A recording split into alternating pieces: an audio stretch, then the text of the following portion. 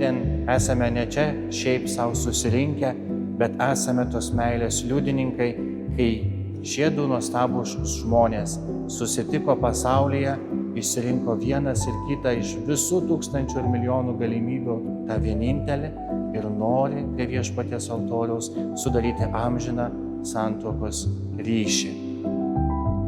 Dar šiandien vieną kartą žvelgsite savo į akis, sakydami priesaikos žodžius, o nuo to laiko eisite kartu per gyvenimą petys į petį.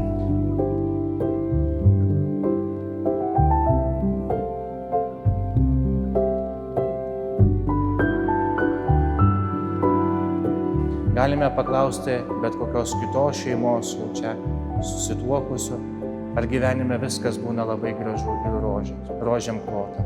Rožė turi labai gražių viršų, lapus, bet taip pat ir turi spiglius.